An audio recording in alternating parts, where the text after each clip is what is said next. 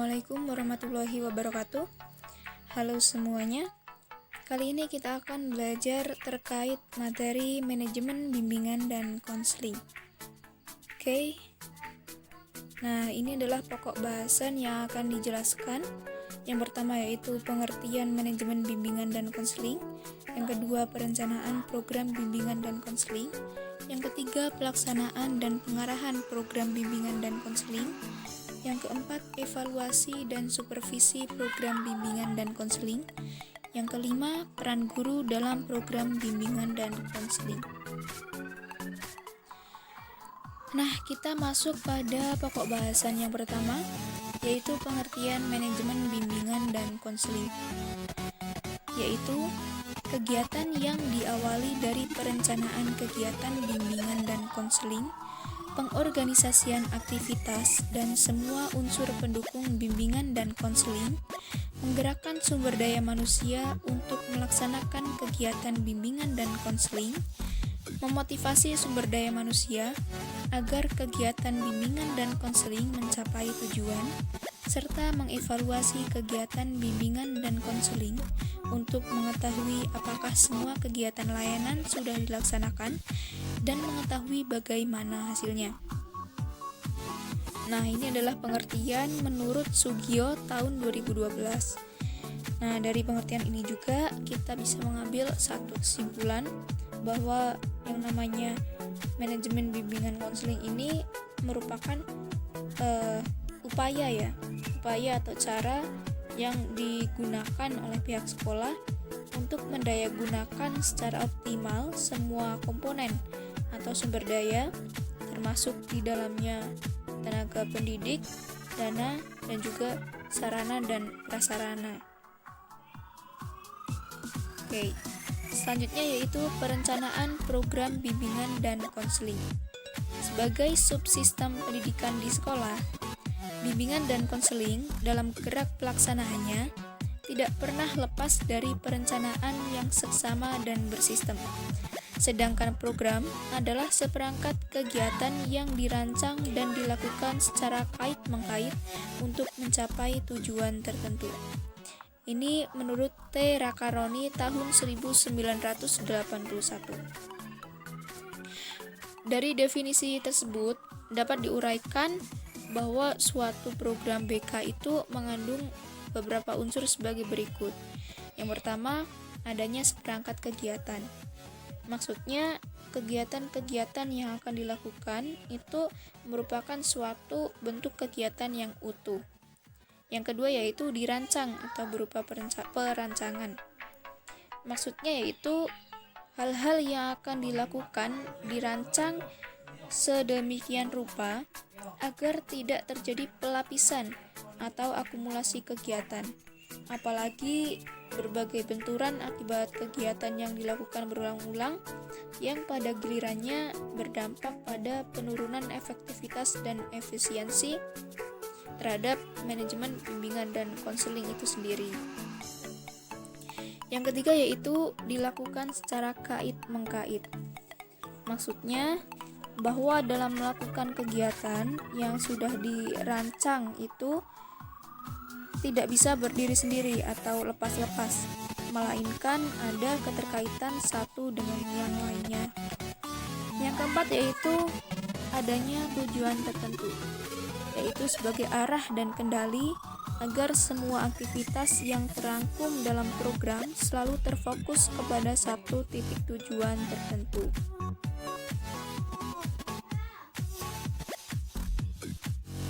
Oke, selanjutnya yaitu pelaksanaan dan pengarahan bimbingan dan konseling. Jadi ya, setiap sekolah itu kan mempunyai program bimbingan dan konseling sebagai bagian integral dari program sekolah secara keseluruhan. Nah, program inilah yang akan dijadikan acuan pelaksanaan layanan bimbingan dan konseling di sekolah-sekolah tersebut. Ada dua jenis program yang perlu dirancang dan dikembangkan, yaitu yang pertama yaitu program tahunan. Program tahunan ini terdiri dari pemberian layanan informasi sampai pada memberikan keterampilan belajar. Pemberian layanan informasi ini bisa dilakukan melalui ceramah yang mengundang narasumber dari luar sekolah yang dijadikan sebagai career day. Nah, kaitannya dengan career day itu merupakan salah satu bentuk pelaksanaan pendidikan karir dan juga bimbingan karir di sekolah. Yang kedua yaitu pemberian layanan orientasi. Program pemberian layanan orientasi ini bagi siswa baru pada awal tahun sebagai bagian dari program sekolah. Biasanya kalau di tingkat-tingkat sekolah menengah gitu istilahnya dengan MOPD atau MOS gitu ya, masa orientasi siswa. Kemudian yang ketiga yaitu mengadakan tes bakat atau inventory minat untuk bahan pertimbangan jurusan. Nah, ini dilakukan agar peserta didik itu tidak salah dalam memilih jurusan. Yang keempat yaitu mengadakan kunjungan atau bimbingan karir. Maksudnya yaitu kunjungan ini sebagai bentuk dari kegiatan bimbingan karir, dan ini biasa dilakukan ke tempat-tempat industri ataupun tempat lain yang notabene-nya itu bermanfaat bagi bimbingan karir. Selanjutnya yaitu yang kelima, membentuk kelompok-kelompok grup konseling. Dan yang keenam adalah memberikan keterampilan belajar. Ini berupa keterampilan akademik maupun non-akademik. Kemudian yang selanjutnya yaitu program kegiatan layanan bagi setiap guru pembimbing sesuai pembagian tugas layanan di sekolah. Jadi setiap guru pembimbing itu perlu membuat program berupa satuan layanan dan juga satuan kegiatan pendukung. Setiap kali akan melakukan pelayanan kepada siswa berdasarkan jadwal yang sudah dipetakan. Nah, selanjutnya yaitu evaluasi dan supervisi bimbingan dan konseling. Evaluasi BK merupakan upaya untuk menilai efisiensi dan efektivitas BK. Nah, dari evaluasi itu dapat diambil kesimpulan apakah kegiatan yang sudah direncanakan sudah mencapai sasaran atau belum. Nah, di sini ada 3 bahasan. Yang pertama tujuan dan fungsi, yang kedua prinsip, dan yang ketiga pendekatan dan metode. Untuk tujuan dan fungsi itu dibedakan menjadi 2, yaitu secara umum dan secara khusus. Secara umumnya untuk mengetahui kemajuan program BK, dan secara khusus untuk meneliti secara berkala hasil pelaksanaan program yang telah dicapai. Kemudian prinsipnya yaitu evaluasi program yang efektif menuntut pengenalan yang cermat dan rinci terhadap tujuan yang ingin dicapai. Kemudian pendekatan dan metode. Ini menggunakan 3 pendekatan ya.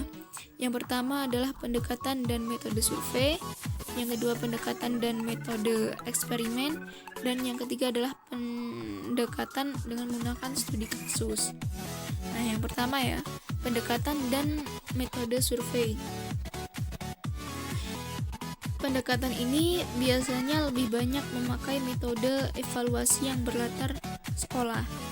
Jadi prosedur yang ditempuh itu biasanya dengan mengumpulkan sebanyak mungkin data tentang masukan berupa siswa, proses, dan juga hasil yang merupakan keluaran program.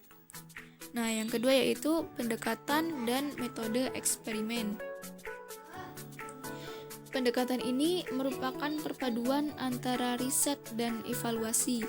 Artinya, kegiatannya itu bertujuan untuk melakukan evaluasi, tetapi prosedurnya memakai model riset eksperimental. Yang ketiga yaitu studi kasus.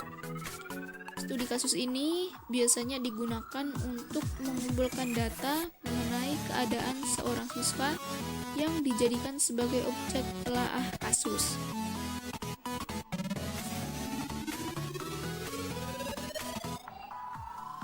Nah, selanjutnya yaitu peran guru dalam program bimbingan dan konseling. Yang pertama yaitu guru sebagai informator. Ini berkaitan dengan tugas membantu guru pembimbing atau konselor dalam memasyarakatkan BK pada siswa pada umumnya. Yang kedua yaitu guru sebagai fasilitator, memfasilitasi pembelajaran yang berlangsung pada diri peserta didik sehingga mereka memperoleh pengalaman belajar yang nyata dan otentik. Yang ketiga yaitu guru sebagai mediator, media atau perantara dalam hubungan antar siswa dalam proses belajar dan mengajar. Yang keempat yaitu guru sebagai motivator. Maksudnya, pemberi motivasi siswa dalam memanfaatkan layanan BK di sekolah, sekaligus memberikan kesempatan kepada siswa untuk memperoleh layanan konseling. Dan yang terakhir atau yang kelima yaitu guru sebagai kolaborator. Artinya, sebagai mitra profesi, yakni sebagai tenaga pendidik di sekolah, guru dapat berperan sebagai kolaborator konselor di sekolah.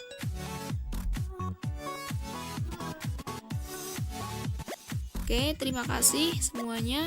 Semoga video ini bermanfaat. Mohon maaf apabila terdapat kesalahan dalam kata-kata maupun yang lainnya. Terima kasih. Wassalamualaikum warahmatullahi wabarakatuh.